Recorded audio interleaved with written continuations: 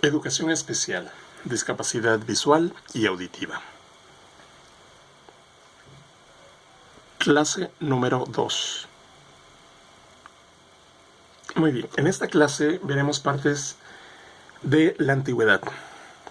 Dice, en la antigüedad, algunas culturas primitivas se abandonaban y dejaban morir a los niños deformes o discapacitados. En algunas sociedades de la antigüedad, el destino de las personas con discapacidad era la muerte. Era normal el infanticidio cuando se observaban anormalidades en los niños y niñas. Si eran adultos, se les apartaba de la comunidad. Se los consideraba incapaces de sobrevivir una existencia acorde con las exigencias sociales establecidas. En Asia los abandonaban en el desierto y los bosques.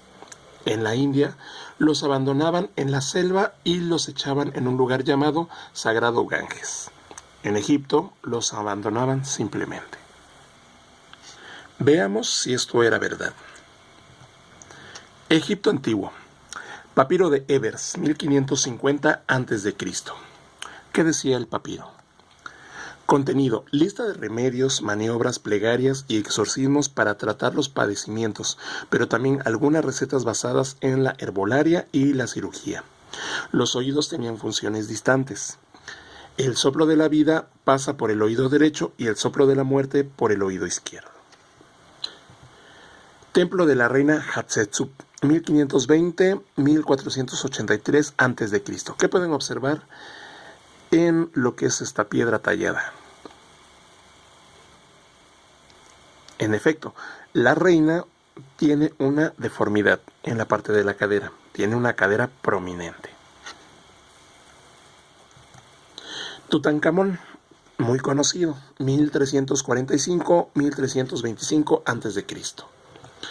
Dice, la familia de Tutankamón padecía toda una serie de malformaciones hereditarias, entre las que destacó la enfermedad de Kohler, que destruye las células óseas.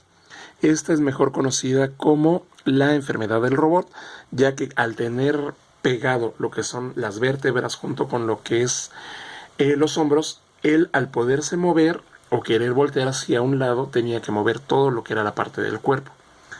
En su tumba se encontraron bastones y una farmacia, acompañado de los exámenes genéticos realizados en febrero del 2010. Sabemos que padecía paludismo y no podía caminar bien por una fractura en el pie. Arpistas ciegos en el antiguo Egipto. Tumba de Nag en Tebas, 1400 a.C. Tumba de Patenemham en Saqqara, 1550-1300 a.C. ¿Qué pueden observar en estas dos tumbas? Así es, que los dos eran ciegos y en diferentes épocas. Canción de la tumba de Patenemham, y ahí dice lo que dice la canción. Esos fueron en Roma, Román 2016. ¿Qué significa esto? Que no solo lo que eran reyes se les consideraba que tuvieran discapacidad y estuvieran vivos, sino también a los ciegos. Homero, siglo XVIII a.C.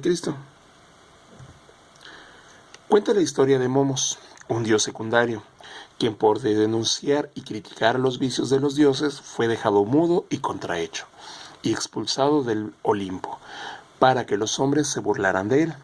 En los entreactos del teatro griego clásico apareció un bufón mudo y jorobado, que recibía la burla del público. Fue incorporado con los años a los carnavales de Occidente, el famoso Rey Feo. De esta historia se desprende el uso del término mimo y mímica. Pitágoras de Samo, 582 al 507 a.C. Se oye mediante las orejas, porque en ellas existe una cavidad que resuena ante el aire. Fue el primero en dar una explicación de la audición basada en los fenómenos físicos de la resonancia. Se oye mediante las orejas. Entonces, porque en ellas existe una cavidad que resuena ante el aire. Quiere decir que sí investigó cómo funcionaba el oído. Heráclito, 540 al 475 a.C. Los sentidos son ilusorios, solo la razón es verdadera. Los ojos son testigos más exactos que los oídos. Heráclito realizó la primera jerarquización de los sentidos, las cuales fueron determinantes en el trato y las oportunidades que recibieron los ciegos y los sordos a partir de 540 al 475 a.C. ¿Qué pueden observar acá? Algo muy importante, que había ciegos y había sordos en esa época. Entonces, a partir de la jerarquización, se les dio un trato diferente a estas personas. Heródoto, 484 al 425 a.C. No tengo más hijo que tú, pues el otro sordo y estropeado es como si no lo tuviera. Considera a los mudos seres castigados por los dioses, por los pecados de sus antecesores. Igual, desafortunadamente, esto provocó muchos problemas en el futuro. Quiero que examinen y observen lo que dice. Considera a los mudos seres castigados por los dioses, por los pecados de sus antecesores.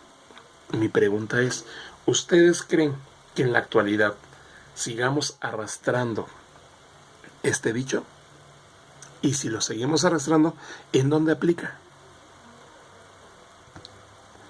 Grecia.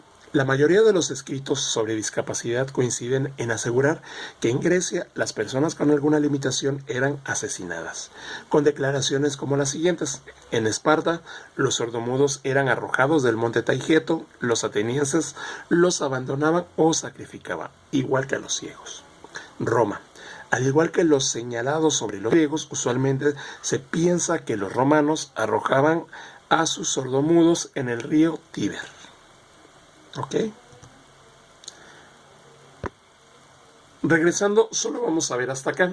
En la siguiente clase vamos a observar si todo esto tiene relación, si es verdad o es mentira, en qué se equivoca o qué no se equivoca. Igual les dejé una tarea. Es muy importante también porque va relacionado con la primera parte sobre anacronismo y presentismo.